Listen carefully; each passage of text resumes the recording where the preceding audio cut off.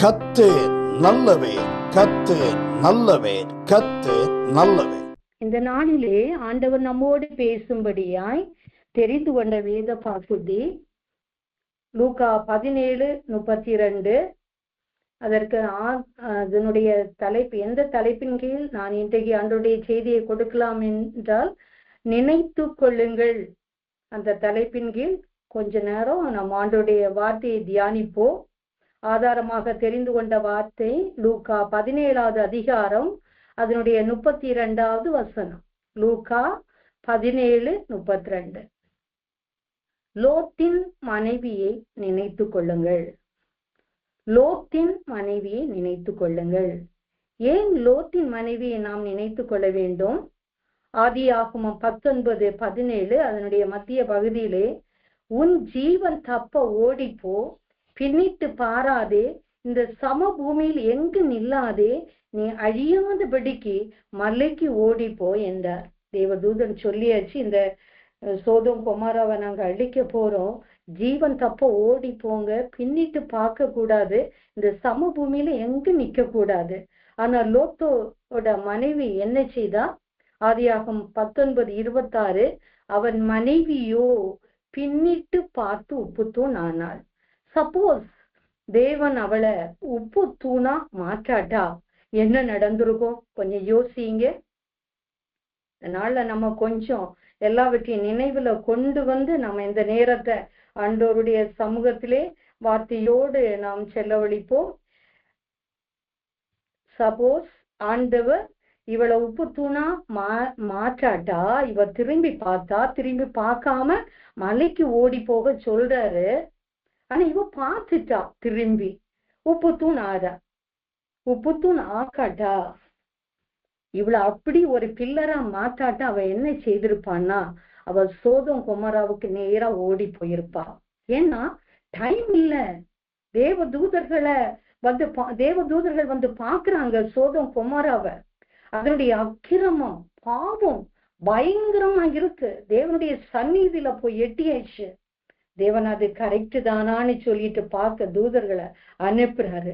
வந்து பார்க்கும்போது அப்படியே தண்டிட்டோ, அவ்வளவு பாவம், அவ்வளவு சாபமான பூமியா சோதோம் கொமரா இருக்கு.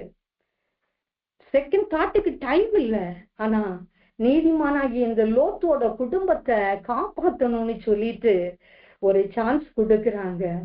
இவங்க தாமதித்த போது கூட அந்த தூதர்களை என்ன செய்யறாங்கன்னா, லோத்துவ, அவனுடைய மனைவி, பிள்ளைகளை எல்லாம் கரங்களை பிடிச்சு வெளியே கொண்டு வந்து சொல்றாங்க, பின்னிட்டு பார்க்காதீங்க, சமபூமியில நிக்காதீங்க, அழியாதபடிக்கு மலைக்கு ஓடி போங்க. ஆனா பிள்ளைகளும் லோத்தும் ஓடி போறாங்க. மனைவி என்ன பண்றா? பின்னிட்டு பாக்குறா. அந்த நேரமே அவ உப்பு தூணானா. ஒருவேளை ஆண்டவர் அவளை உப்பு தூணா மாட்டாட்டா, அவ சோதோம் கொமாருக்கு நேரா போயிருப்பா. வீட்டுல என்னன்னா எல்லா திங்ஸும் இருந்திருக்கும், எதுவும் எடுத்துட்டு ஓட முடியல, அதனால பொருட்கள் மேல ஆசை வந்திருக்கும். அவ அங்க போயிருந்துன்னா அந்த சோதோம் கொமாரா மக்களோட சேர்ந்து அவளும் அந்த அக்கினிக்கு அழிஞ்சு போயிருப்பா. ஆனா இப்போ அந்த உப்பு தூணை பார்க்கும்போது எல்லாருக்குமே அது ரிமெம்பர் ஆகுது. நமக்கு என்னன்னா, மறந்து போகாம அது ஒரு எச்சரிப்பின் ஒரு தூணாக.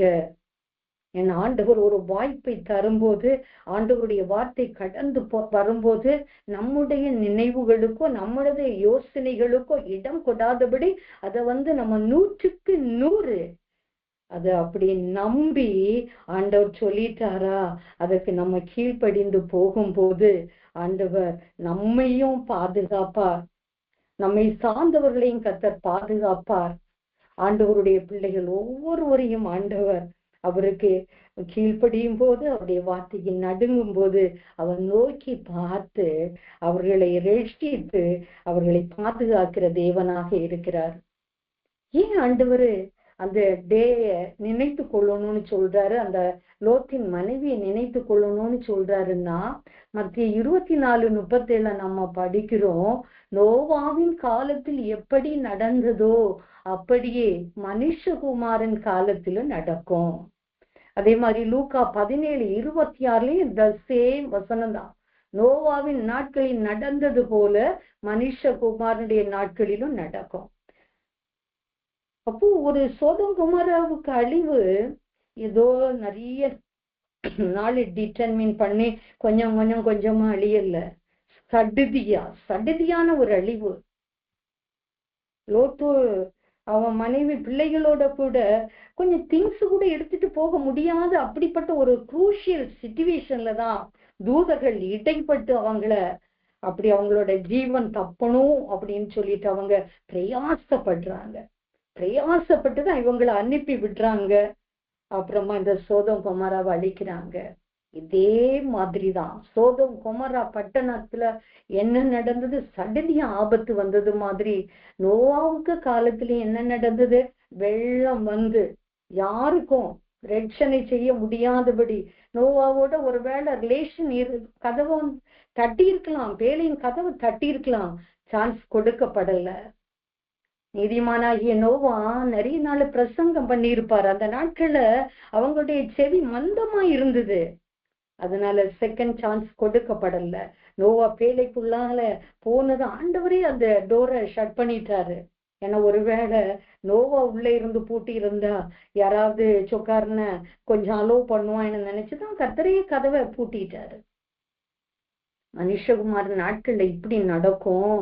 அதனால கொஞ்சம் எல்லாரும் ஜாக்கிரதையா இந்த லென்ட் டேஸ்ல ஆண்டவருடைய பாடு மரணங்களை தியானிக்கிற இந்த நாட்கள்ல ஆண்டவருடைய வருகை வெகு சமீபம்.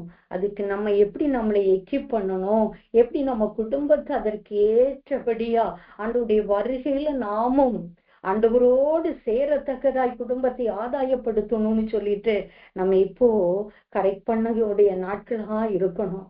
பொதுவா லென்ட் டேஸ்ல கொஞ்சம் உடம்ப ஒருத்து விருப்பமானவைகளை சாப்பிடாதபடி கொஞ்சம் அவற்றை எல்லாம் அப்புறப்படுத்தி வேத வசனங்களை அப்படியே கற்றுக்கொண்டு ஆண்டவருடைய பாடு மரணங்களை அப்படியே நினைச்சு நம்ம கொஞ்சம் பரிசுத்தமாகிற நாட்களாக இந்த நாட்கள் இருக்கலாம்.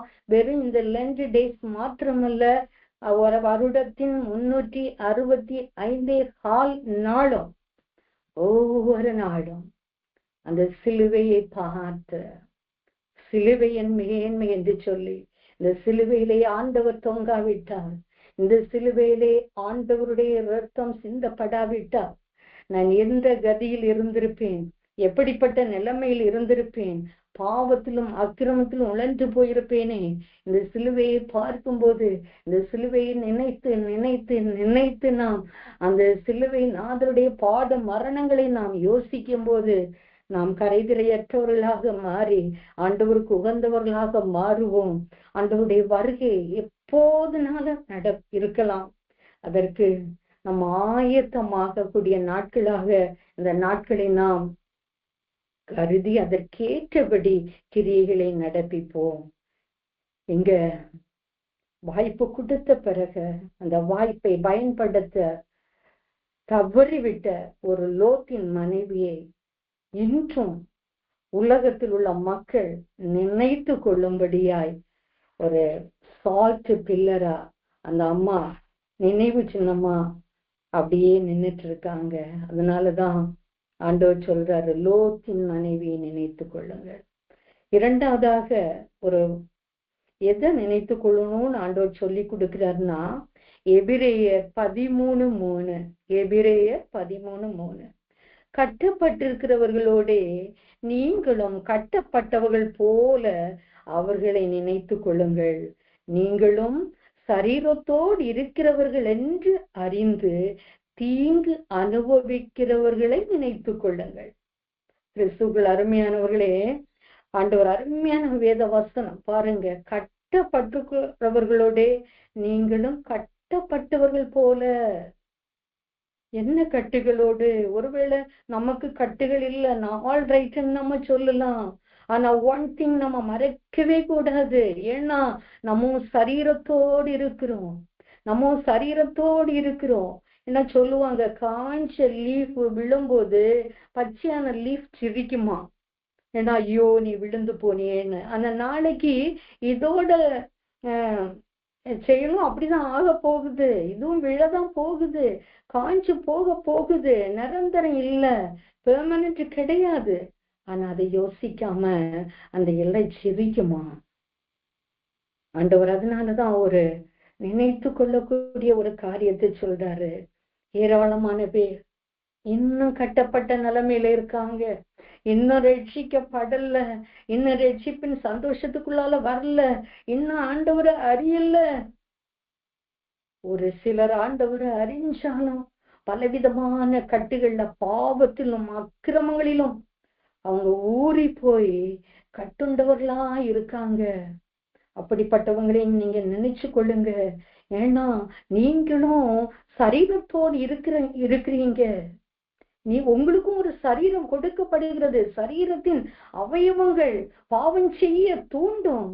நீங்க அதனால என்ன செய்யுங்க, நம் சரீரத்துல இருக்கிறீங்கன்னு நினைச்சு தீங்கு அனுபவிக்கிறவர்களை நீங்க நினைச்சு பார்க்கணும். கிறிஸ்துக்கள் அருமையானவர்களே, இது ஒரு எச்சரிப்பின் வார்த்தை, கர்த்தருடைய வார்த்தை. எதை நினைச்சு நம்ம பெருமை பாராட்டுறதுக்கு ஒண்ணுமே நமக்கு இல்லை. அப்போஸ்தலனாகிய பவுல் சொல்லுவாரு, எனக்கு இன்னும் பெருமை பாராட்ட ஒண்ணுமே இல்லை, ஒன்னே ஒண்ணுதான், சிலுவையை குறித்தே அல்லாமல், சிலுவை குறித்தே அல்லாமல் வேறெந்தை குறித்து நான் மேன்மை பாராட்ட மாட்டேன். அது வேற எதையும் குறிச்சு நான் மேன்மை பாராட்ட மாட்டேன். அதனால நான் மாம்சத்தோட தான் இருக்கிறேன். மாம்சத்துல அநேகம் பேர் மாம்சத்தோடு இருக்கிறாங்க, கட்டப்பட்ட நிலைமையில இருக்கிறாங்க. அவர்களுடைய கட்டுகளை பார்த்து நாம் சந்தோஷப்படக்கூடாது. அவர்களுக்காக நான் ஜெபிக்கணும். அந்த கட்டுகளிலிருந்து அவர்கள் வெளியே வர நான் ப்ரே பண்றதுதான் எனக்கு சிறந்த ஒரு கடமையா இருக்குது. அதுதான் நான் செய்யணும். ஏன்னா நானும் சரீரத்தோடு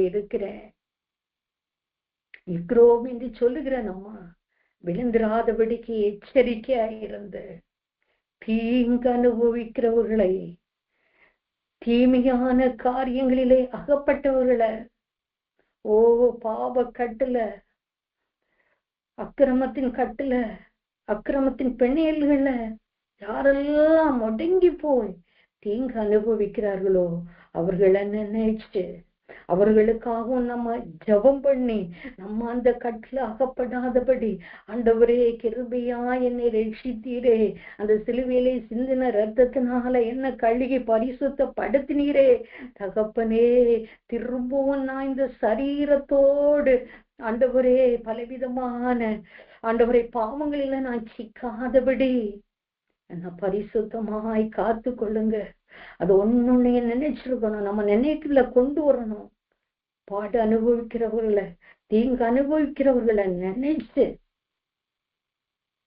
அப்படிப்பட்ட தீங்குகளை நம்ம மாட்டிராதபடி ஆண்டவரை பற்றும் பயத்தோடு சிலுவையின் அடிவாரத்துல சென்று இந்த நாட்கள்ல ஒரு விசை கூட நம்மை புதுப்பித்து அப்படிப்பட்டவர்களை நினைத்து அவர்களுக்காகவும் ஜெபம் பண்ணி, நானும் சரீரத்தோடு இருக்கிறேன் ஆண்டவரே, எனக்குள்ளாலும் இந்த பாவாக்கிரமங்கள் வராதபடி என்னை பாதுகாத்து கொள்ளும். உங்க தூய ரத்தத்தினால கழுகுங்க. என்னை மாத்திரமல்ல, என் குடும்ப நபர்கள் ஒவ்வொருவரையும் கழுகுங்க. எங்க பிள்ளைகள் எல்லாம் கழுகுங்க.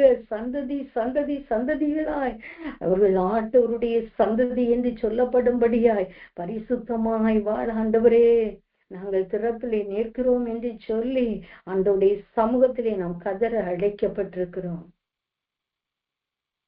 தீங்கு அனுபவிக்கிறவர்களை நாம் நினைக்க வேண்டும்.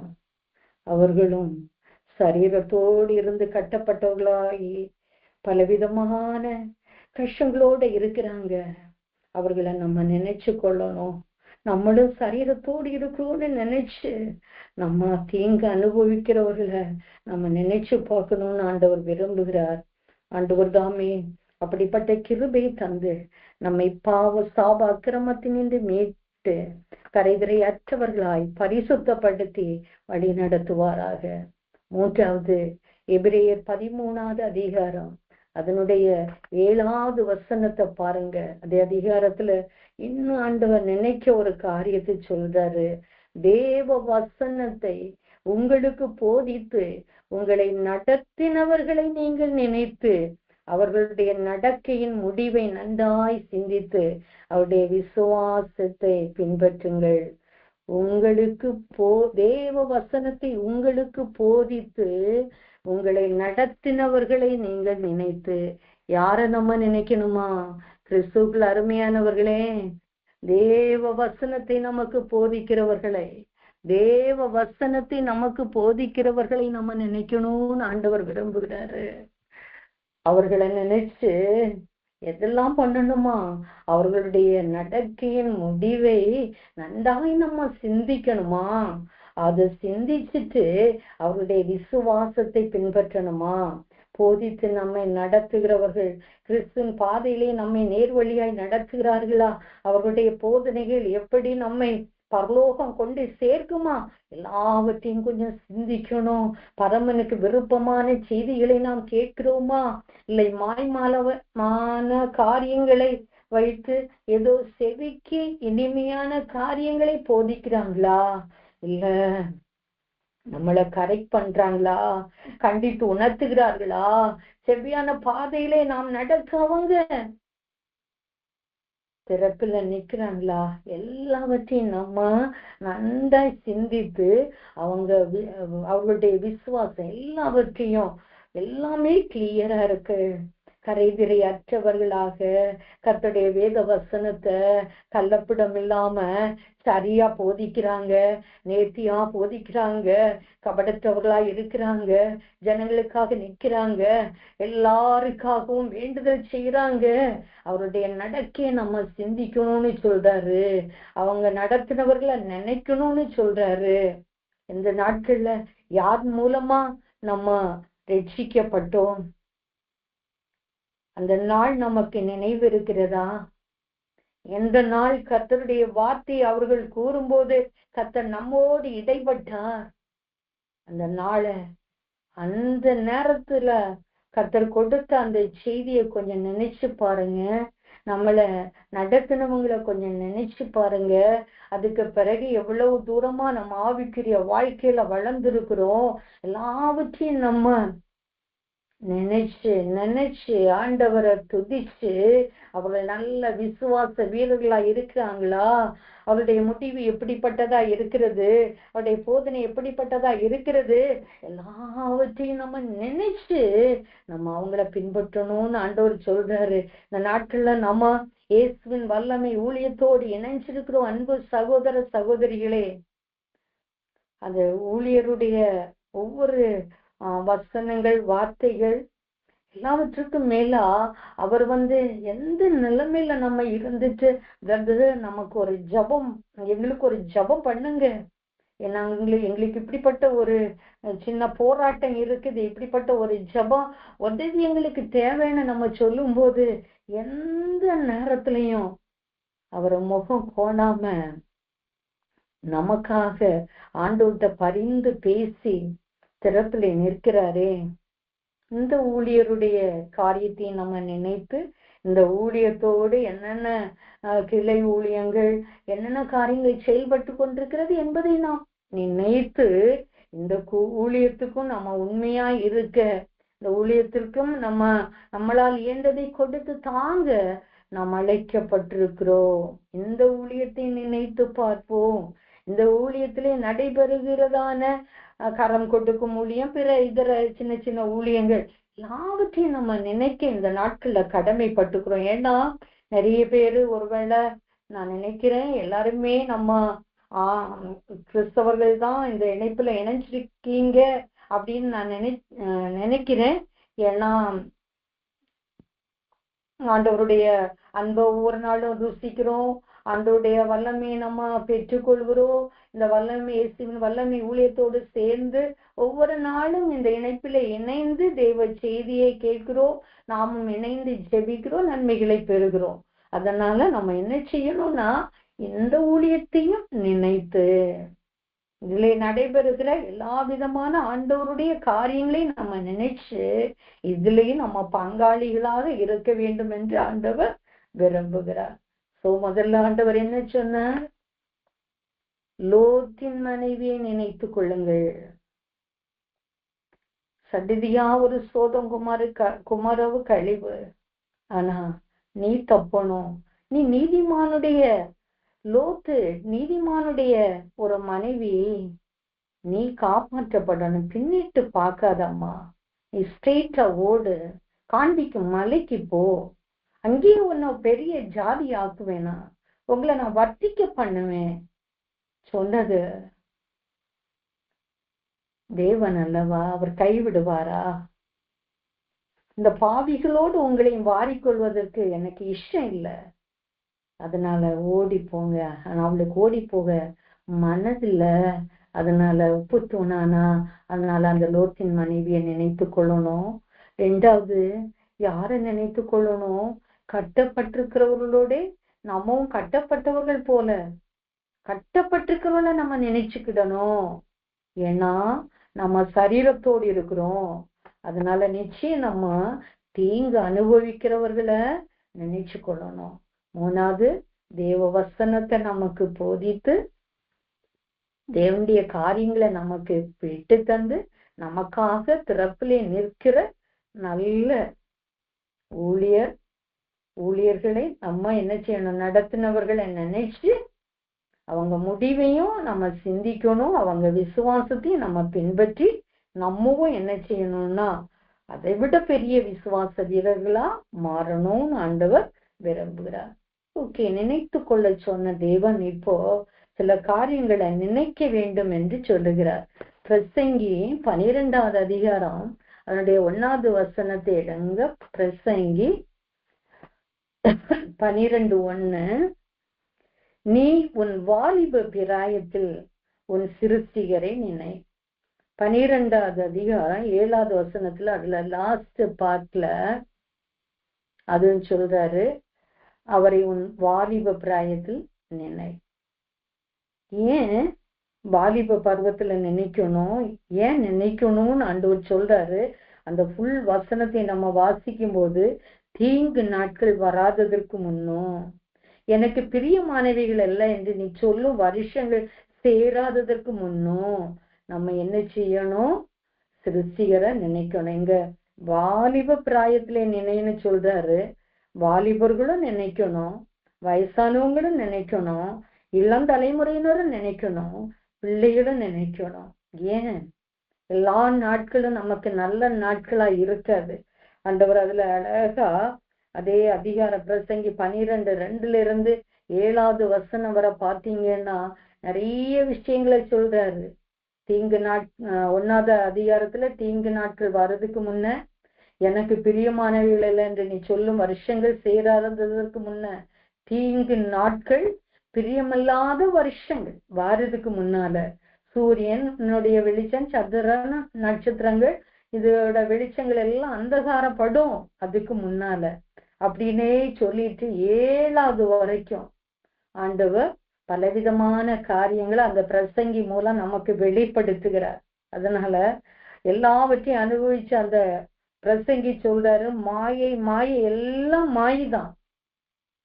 அதனால பிரதிகூலமான காரியங்கள் வர்றதுக்கு முன்னால, தீங்கான வருஷங்கள் வர்றதுக்கு முன்னால, தீங்கான நாட்கள் வர்றதுக்கு முன்னால, பிரியமில்லாத வருஷங்கள் வர்றதுக்கு முன்னால, பிரியமில்லாத நாட்கள் வர்றதுக்கு முன்னால நீ என்ன நினைச்சிரு?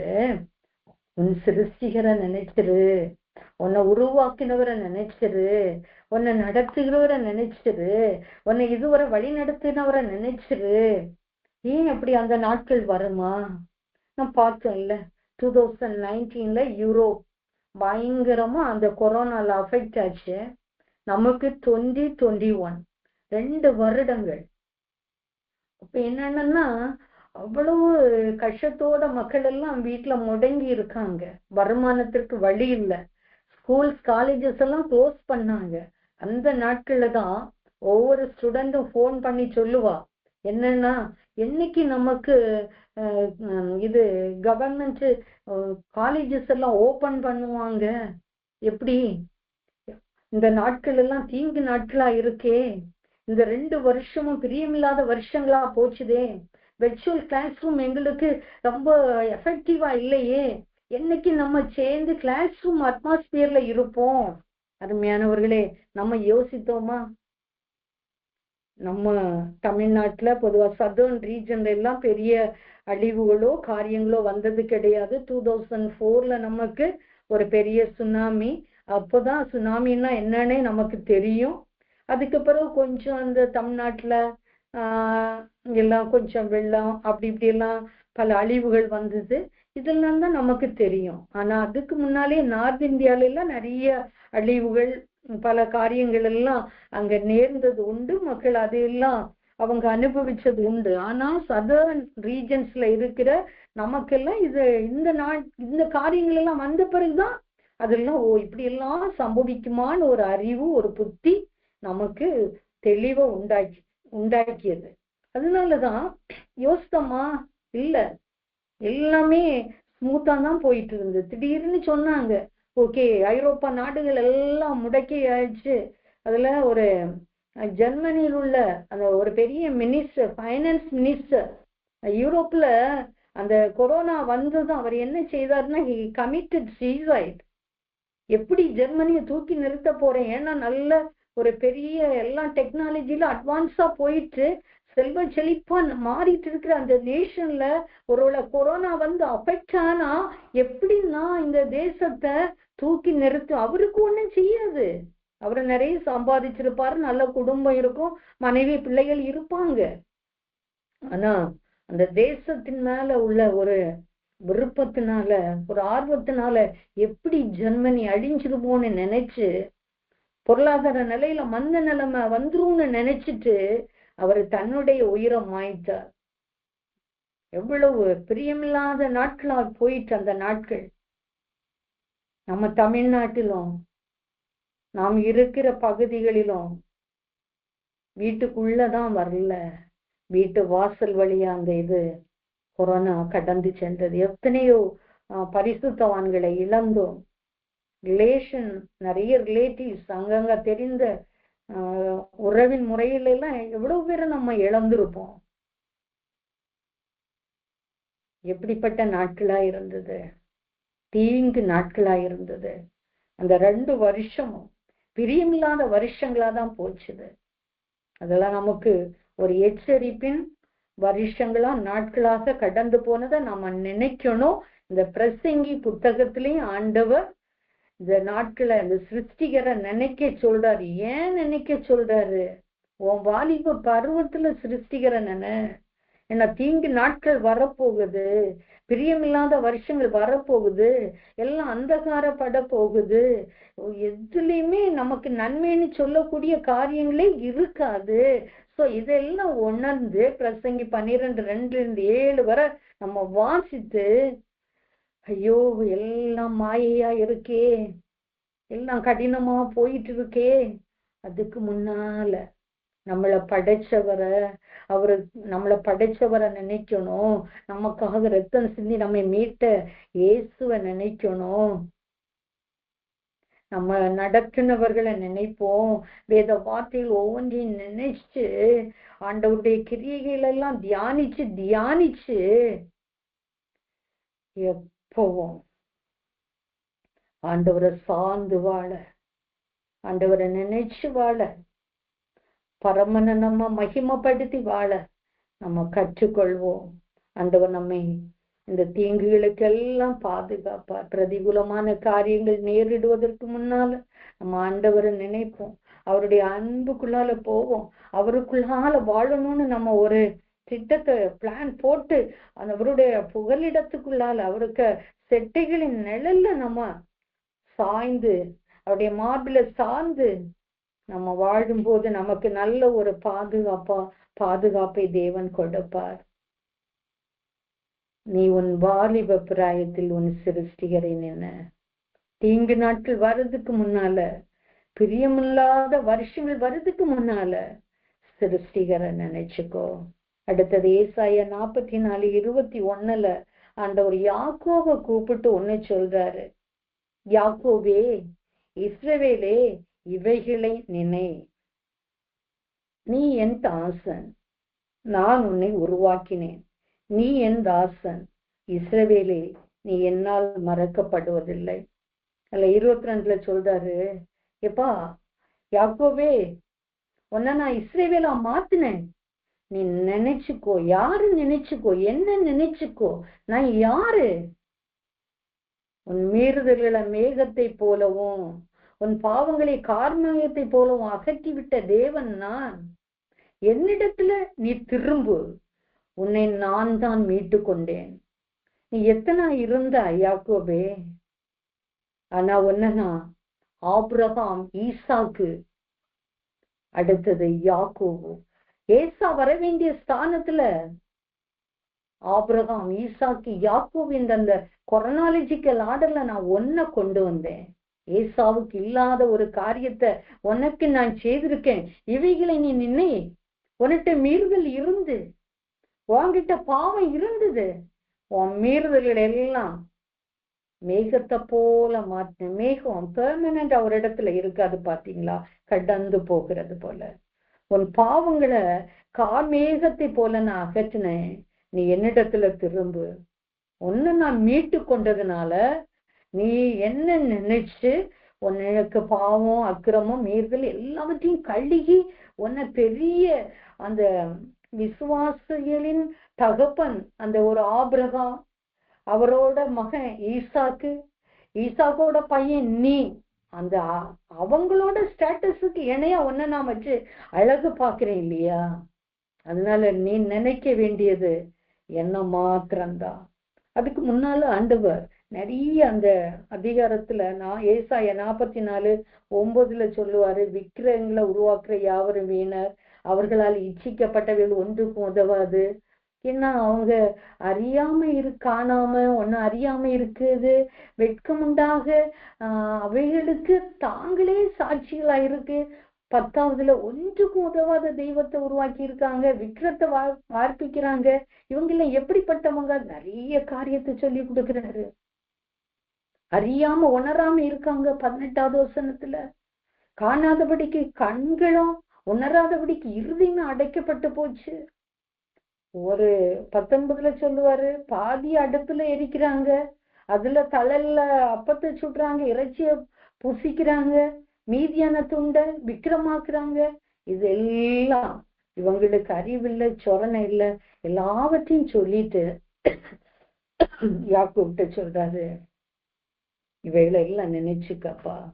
பாருங்க, அறிவில்லாம மரக்கட்டைய வச்சு ஒரே மரக்கட்டைய 2 பர்பஸ்க்கு யூஸ் பண்றாங்க.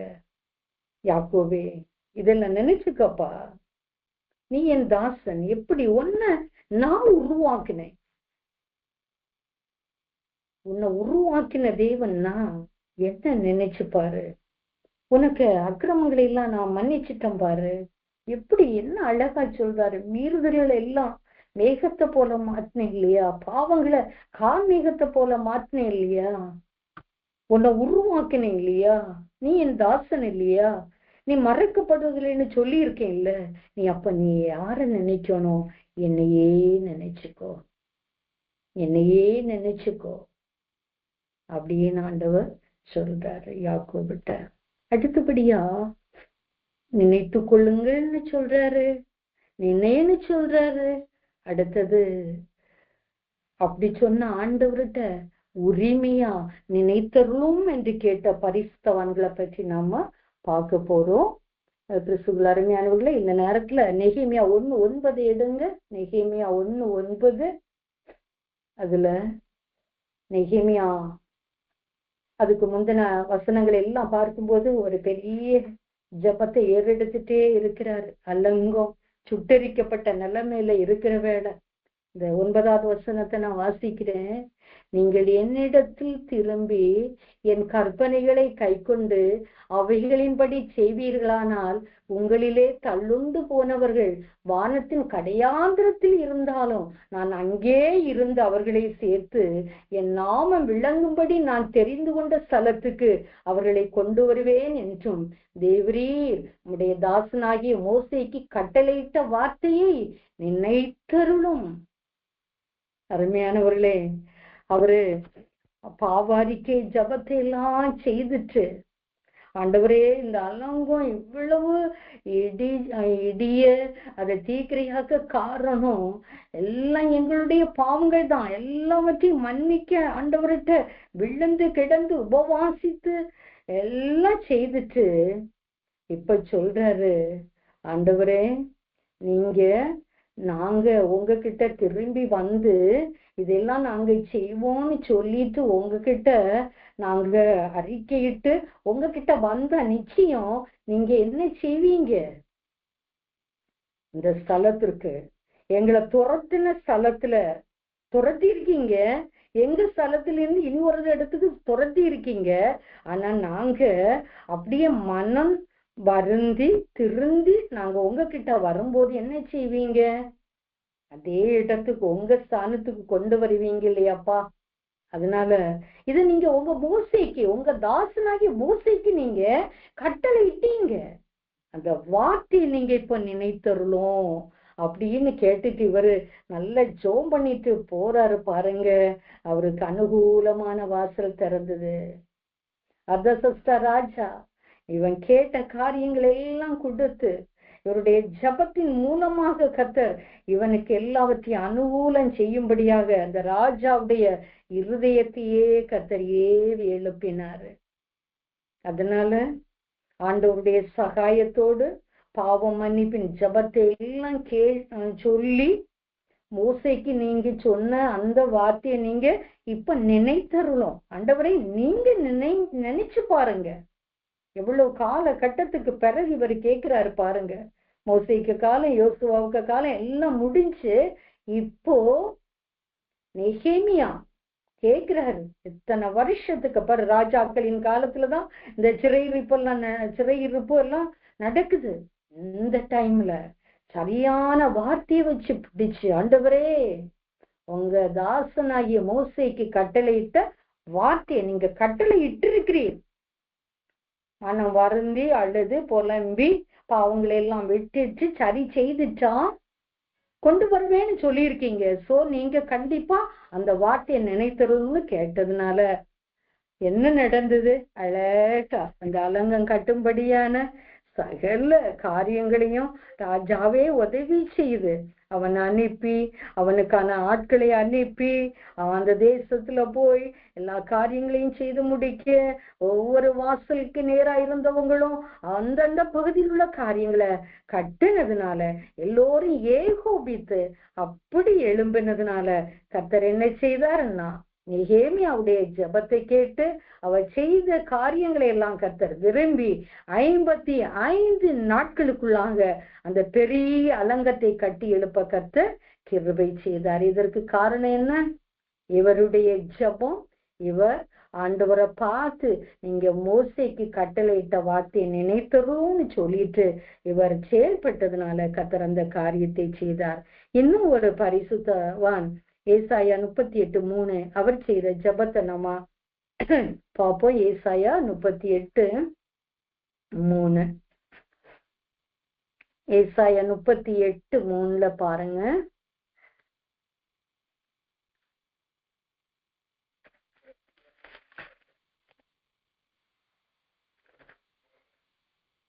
ஏசாயா 38 அதனுடைய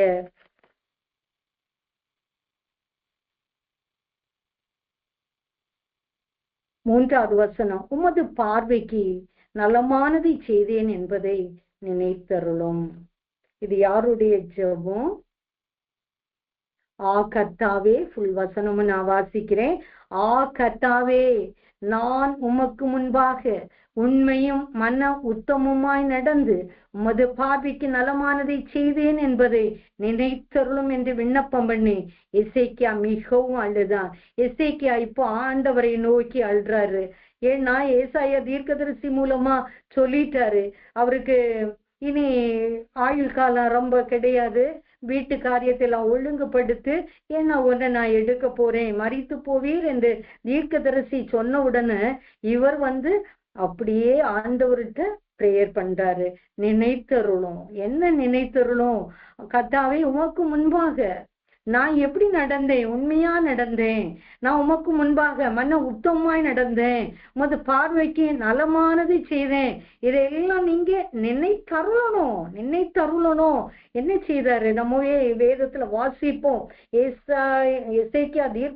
எசேக்கியா ராஜாவுக்கு முன்னால உள்ள ராஜாக்களையும் அதுக்கு பின்னால உள்ள ராஜாக்களை எல்லாரையும் கம்பேர் பண்ற விட எசேக்கியா ஆண்டவருக்கு பிரியமா, ஆண்டவருடைய காரியங்களுக்கு ரொம்ப உற்சாகமா நிறைய காரியத்தை செய்திருக்காரு. சடுதியாய் செய்திருக்கிறாரு, வேகமாய் செய்திருக்கிறாரு. நிறைய காரியங்கள் ஆண்டவருக்கு பிரியமாச்சு. அவர் பிரியமா செய்ததுனால இப்ப அவரு அப்படின்னு கேட்கிறாரு. ஏன்னா, ஆண்டவரே, நான் உமக்கு முன்பாக உண்மையா இருந்தேன். நம்பர் 1 உண்மையா இருந்தேன். அடுத்தது, உண்மையா மாத்திரம் இல்ல, மன உத்தமாய் நடந்தேன். உமது பார்வைக்கு நலமானது செய்தேன். இதெல்லாம் நீங்க நினைத்தருளணும்னு சொல்லி ஜெபம் பண்ணாரு பாருங்க.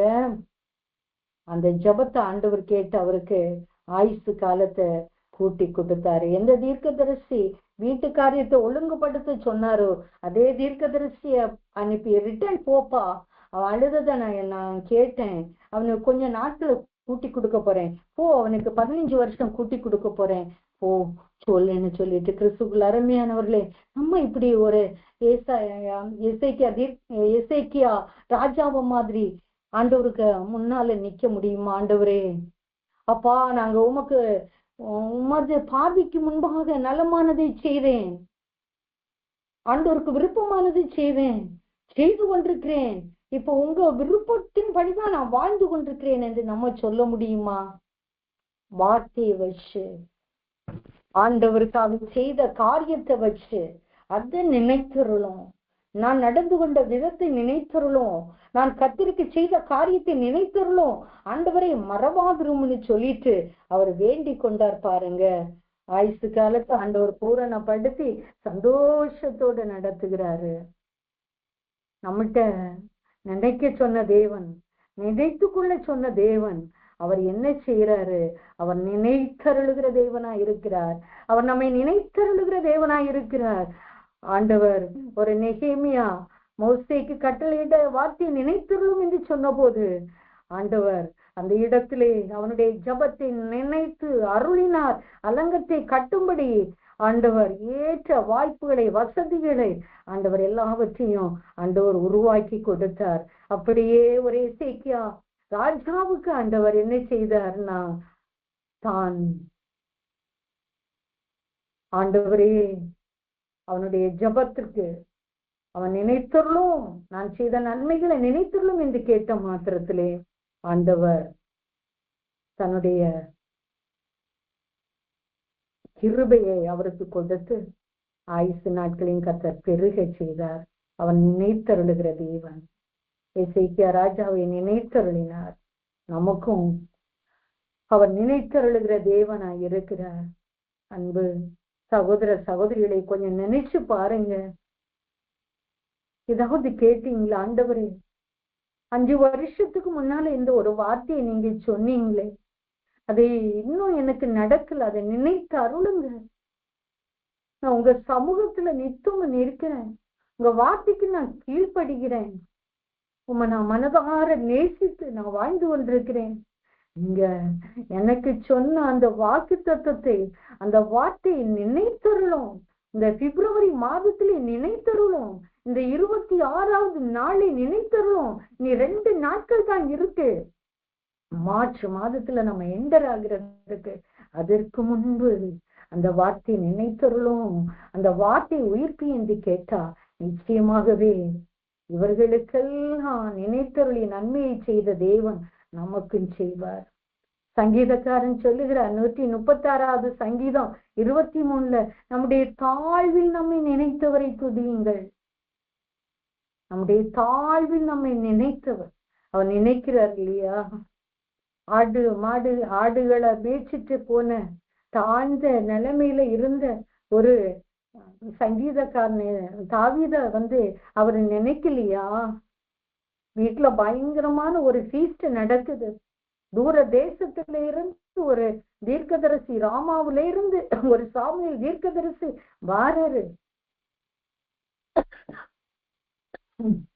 ஈசாயோட வீட்டுல.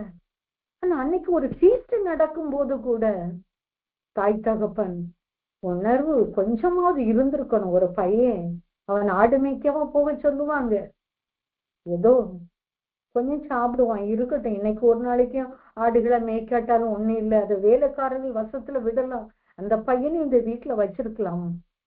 இல்ல, அவங்க நினைக்கல, அவன் ஒரு பொருட்டா நினைக்கல தாய் தகப்பன் சகோதரர்கள்.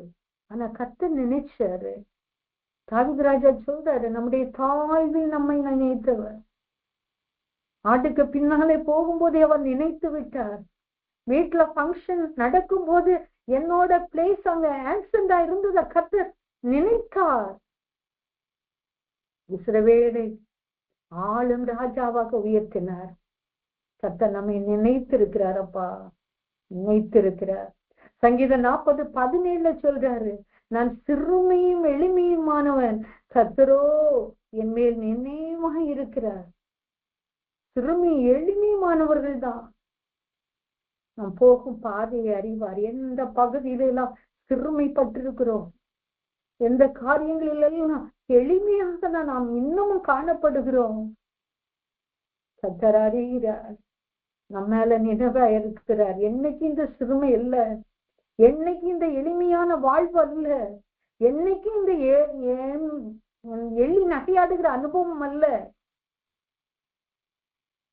எல்லாவற்றுக்கும் ஒரு காலம் உண்டு, எல்லாவற்றுக்கும் ஒரு நேரம் உண்டு.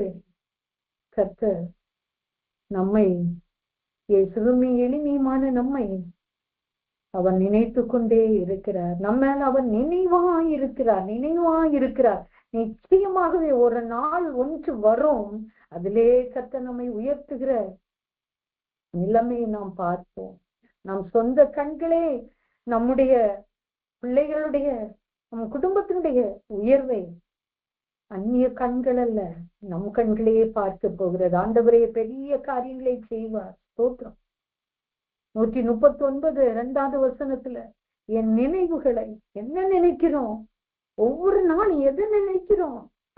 ஜெபிக்கிறோம், வேதம் வாசிக்கிறோம், தேவனுடைய சமூகத்திலே அமர்ந்திருக்கிறோம், எல்லாம் செய்கிறோம். ஆனாலும் எதை நினைச்சிட்டோம், எதையோ ஒண்ணு நினைச்சிட்டு இந்த காரியத்துல அப்பப்போ அது நம்மள நினைவுபடுத்துகிறது. நம்ம அதை நினைச்சிட்டு இருக்கிறோம். அந்த நினைவுகளை ஆண்டவர் தூரத்திலிருந்தே அறிகிறார், தூரத்திலே இருந்தே அறிகிறார். அவர் நம்மை கைவிட மாட்டார். ஏன்னா நம்முடைய தாழ்வுல நம்மள நினைக்கிறவர் அவரு. சிறுமி எளிமையுமான நம்ம மேல நினைவா இருக்கிறவர் அவரு. நம்முடைய நினைவுகளை தூரத்திலே இருந்து அறிகிற தேவன், நவ ஜீவனுள்ள தேவன். இந்த வார்த்தையை கேட்டுக்கொண்டிருக்கிற, பேசிக் கொண்டிருக்கிற நம்ம ஒவ்வொருவரோடும் கர்த்தர் இடைப்பட்டு நம்ம மேல நினைவா இருக்கிறார். நமக்கு ஏதோ ஒரு காரியத்தை செய்யும்படியாய், நமக்கு ஏதோ ஒரு நன்மையை தரும்படியாய் கர்த்தர் நினைத்து கொண்டே இருக்கிறார், நினைவாயிருக்கிறார். அவர் நினைத்து அருளுகிற தேவன். அவர் நினைவு கூறுகிற தேவன் மாத்திரமல்ல, நினைவாய் இருக்கிற தேவன் மாத்திரமல்ல, அவர் நினைத்து அருளுகிற தேவனாய் இருக்கிறார்.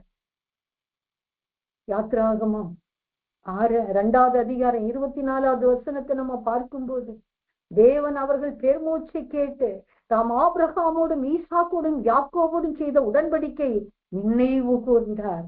இந்த இடத்துல ஆண்டவர் நினைவு கூர்ந்தார், உடன்படிக்கை நினைவு கூர்ந்தார் என்று பார்க்கிறோம். யாத்திராகமம் 6:5 பார்க்கும்போது, எகிப்தியர் அடிமை கொள்ளுகிற இஸ்ரவேல் புத்திரரின் பெருமூச்சையும் நான் கேட்டு என் உடன்படிக்கை நினைத்தேன். அவர் நினைக்கிறார், நினைவு கூறுகிறார், நினைத்தேன். அது பாஸ்ட் டென்ஸ்ல அவர் சொல்றாரு. எவ்வளவு பெரிய தேவன்! உடன்படிக்கை நினைத்தேன்னு சொல்றவரு உடன்படிக்கை நினைவு கூர்ந்தார். யாத்திராகம் 2:24 எவ்வளவு ஒடுக்குதல்கள், எவ்வளவு கஷ்டம்! எகிப்துல போய் இந்த இஸ்ரவேலர் எவ்வளவு நன்மைகளை எகிப்தியருக்கு செய்து கொடுத்தாங்க. இவங்க மூலமா அந்த தேசம் ஆசீர்வதிக்கப்பட்டது. யோசேப்பை அறியாத ராஜன் இவங்களை ஒடுக்குறான்.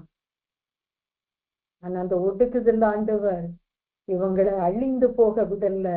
அவர் ஆபிரகாமோடு ஈசாக்கோடு யாக்கோபோடு செய்த உடன்படிக்கை நினைவு கூர்ந்தார். யாத்ராகமம் 2:25 அவர் நினைவு கூர்ந்த தேவன் என்ன செய்கிறாரு? தேவன் இஸ்ரவேல் புத்திரரை கண்ணோக்கினார். தேவன் அவர்களை நினைத்து அருளினார். தேவன் நினைவூறுகிற தேவன் மட்டுமல்ல, நினைத்து அருளுகிற தேவன். என்ன அருளினார்? அவர்களுக்கு சொன்ன ஆபிரகாம், ஈசாக்கு, யாக்கோபுக்கு செய்த உடன்படிக்கையில கானானை கொடுப்பேன் என்று சொன்னார் இல்லையா? அத இந்த ஜனங்களுக்கு, எகிப்திலே அடிமைப்பட்டிருக்கிறதான இந்த இஸ்ரவேலருக்கு அந்த கானானை கர்த்தர் கொடுத்தார், நினைத்து அருளினார். அருமையான தேவன், எவ்வளவு பெரிய தேவன், நினைத்து அருளுகிற தேவன். நம்மால நினைவா இருக்கிறாரா? அவர் நினைத்து அருள போகிறார். அதை விசுவாசியுங்கள். 1 சாமுவேல் 1:19 பாருங்க. அவர்கள் அதிகாலையில் எழுந்து கர்த்தரை பணிந்து கொண்டு ராமாவில் இருக்கிற தங்கள் வீட்டுக்கு திரும்பி போனார்கள். எல்கானா தன் மனைவியாகிய அன்னாளை அறிந்தார். கர்த்தர் அவளை நினைத்து அருளினார். நினைத்து அருளினார்.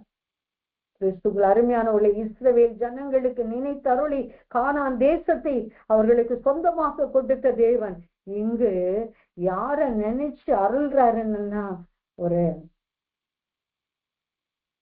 பிள்ளை இல்லாமல் பெண்ணினால கஷ்டப்பட்டு ஒவ்வொரு வருஷமும் அவங்க தேவாலயத்துல பண்டிகைக்கு போவாங்க, சீலோவாமுக்கு போவாங்க. வருஷத்துக்கு ஒரு முறைதான் நியாயப்பிரமாண புத்தகம் வாசிக்கப்படும். மோசேயிட்ட கொடுத்த அதை கேட்க, தேவனுடைய காரியங்களை கேட்க, பண்டிகையை கொண்டாட வருஷந்தோறும் போவாங்க. வருஷந்தோறும் தான் இந்த பெண்ணினாள் அண்ணால கஷ்டப்படுத்துவா. ஆனா ஒன்றே வந்துச்சுது. எல்லா தடவையும் மனமடி உண்டாக பேசுவா, எல்லா அழுது கொண்டே சாப்பிட்டுட்டும் சாப்பிடாமலும் இந்த அண்ணாள் வராங்க. ஆனா இந்த டைம் அவங்க போய் நல்ல வேண்டுதல் செய்திருப்பாங்க. நான் நெக்ஸ்ட் டைம் நாம் வரும்போது நான் மலடியாக அல்ல ஆண்டவரே, நானும் களி கூறுதலோடு நான் இந்த இடத்தை விட்டு கடந்து செல்லணும்னு அவங்க கர்த்தரின் பார்வைக்கு அருமையானதை வேண்டி கொண்டாங்க. கர்த்தர் என்ன செய்தாருன்னா, அதே பண்டிகை முடிச்சு வீட்டுல வந்ததும் அவங்க எங்க வராங்கன்னா, அவர்கள் அதிகாலையிலே எழுந்து கர்த்தரை பணிந்து கொண்டு திரும்பி அவங்க ஊருக்கு வராங்க. இந்த டைம்ல ஆண்டவர் அண்ணால நினைவு கூறுகிற அந்த நாள் ஆண்டவர் வச்சிருந்தார். இனி மக அழக்கூடாது, அவளை நினைத்து அவளுக்கு அருளி ஒரு சாமுவேலை கர்த்தர் கொடுத்தார். அவர் நினைத்தருளுகிற தேவன். எல்லா வழியையும் அவர் அறிவார், போகிற போக்கை அறிவார், கண்ணீரின் பாதையை அறிவார். என்னைக்கும் கண்ணீரே உணவாக கொண்டிருக்க அவர் விட மாட்டார். எந்த காரியத்தை நினைச்சு கண்ணீர் வடிக்கிறீர்கள் கொஞ்சம் யோசித்து பாருங்க. அவருடைய சமூகத்துல அழும்போது அந்த ஜெபம் ஆண்டவருக்கு உகந்ததாக மாறும்போது ஆண்டவர் அந்த காரியத்தை நினைத்தருளுகிற தேவனா இருக்கிறார். ஆதியாகமம் 30:22 பாருங்க. தேவன் ராகேலை நினைத்தருளினார். அவளுக்கு தேவன் செவி கொடுத்து அவள் கற்பந்தரிக்கும்படி செய்தார். அப்ப இதுவரை ஏன் தேவன் ராகேலை நினைத்தருள? அருமையானவர்களே, ஆதியாகமம் அந்த அதிகாரத்துக்கு முன்னால எல்லாம் நம்ம வாசிக்கும் போது பாத்தீங்கன்னா, யாக்கோபு ராகேலை ரொம்ப நேசிச்சாரு. ஆனா லேயாள் அவர் அற்பமாக நினைச்சாரு. இந்த அம்மாவும் என்ன செய்தாங்கன்னா, அந்த அக்காக்காரி கொஞ்சம் கூச்ச பார்வையா இருந்ததுனால இந்த அம்மாவும் கொஞ்சம் எள்ளி நகையாடி இருப்பாங்க. அதனாலதான் கணவனாலையும் ஒரு அங்கீகாரம் இல்ல, சொந்த சகோதரினாலும் அவமதிக்கப்பட்ட இந்த ராகேல ஆண்டவர் கொஞ்சம் லேயாள ஆண்டவர் என்ன செய்யறாருன்னா நினைச்சு பாக்குறாரு. இவ அற்பமாக எண்ணப்பட்டவளதான் ஆண்டவர் என்ன செய்யறாருன்னா நினைப்பாரு. அவளுக்கு அதனால என்ன செய்யறாருன்னா, ஆதியாகமம் 30:20-21 எல்லாம் லேயாள் 7 மகன்களை, அதாவது அவளுக்கு 5 வேலைக்காரி மூலமா 2 7 + 1 டாட்டர் தீனாள் எல்லாம் கொடுத்து ஆசீர்வதிச்சு, அற்பமா எண்ணப்பட்ட லேயாள் ஆசீர்வதிச்சு அவளை கம்பீரிக்க பண்ணின பிறகுதான் இவ்வளவு கொஞ்சம் ஆண்டவர் நினைத்தருளுகிறார். ஏன்னா சகோதரிக்கு எல்லா பிளஸ்ஸிங்ஸ், அக்காவுக்கு எல்லா பிளஸ்ஸிங்ஸும் கிடைக்கிறதுக்கு காரணம் என்னன்னா, அவ தேவ சமூகத்துல போயிருப்பா. யாக்கோபும் ராகேலும் அவளை பாடுபடுத்தி இருப்பாங்க. எங்க போனா தேவ சமூகத்துக்கு போய் அழுதுருப்பா.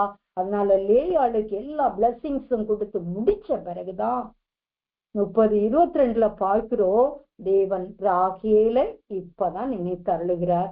ஆனா அவளையும் கைவிடலை. ஏன்னா ஆபிரகாம், ஈசாக்கு, யாக்கோபு அந்த வம்ச அட்டவணையில வர அந்த யாக்கோபோட மனைவியா இவ இருந்ததுனால இவளையும் குறைவோடு வாழ ஆண்டவர் அனுமதிக்கல.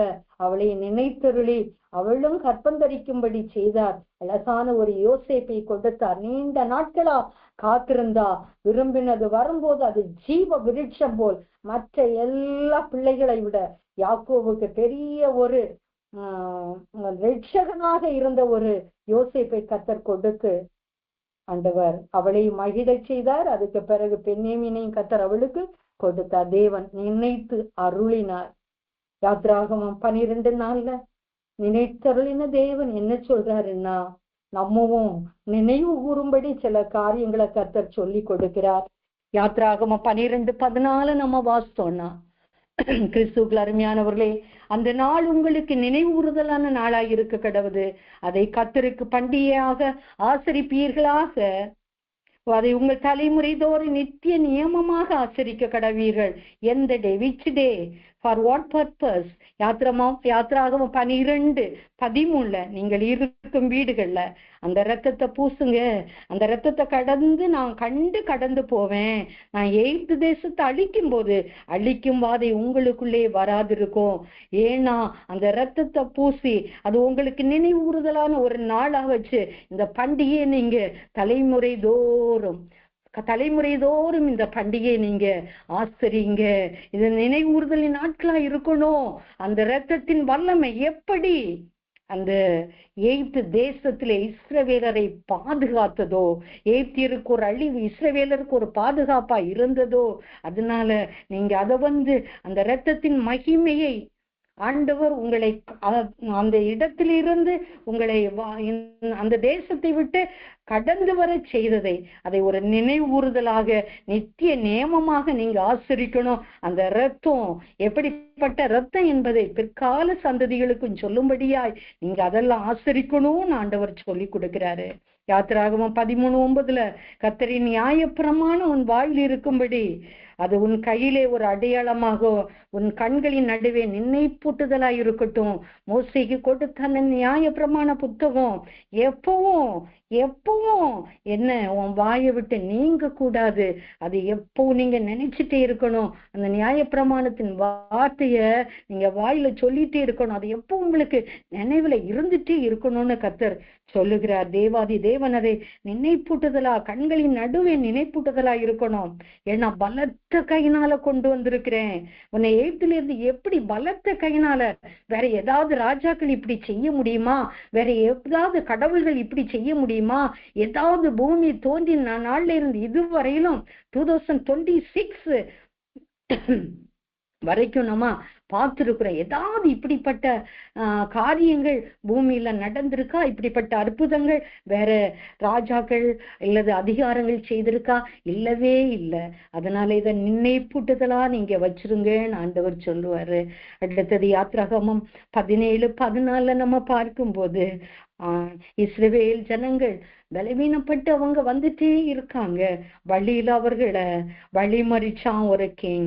பின்பு கர்த்தர் யாருன்னு நம்ம பார்க்க போறோம். யாத்ராகமம் 17:14 பாருங்க. பின்பு கர்த்தர் மோசேயை நோக்கி, இதை நினைவூறும் பொருட்டு நீ ஒரு புஸ்தகத்தில் எழுதி யோசுவாவின் செவி கேட்கும்படி வாசி.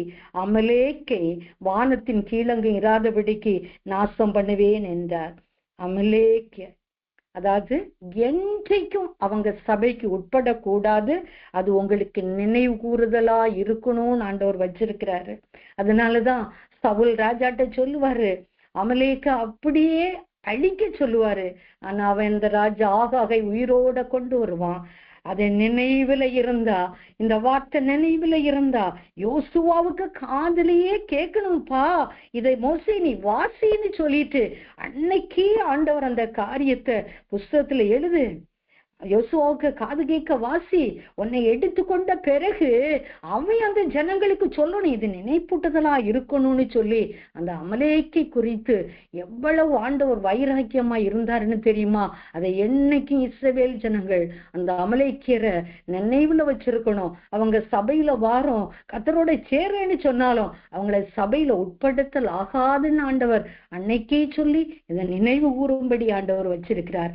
எவ்வளவு பெரிய அருமையான தேவன்!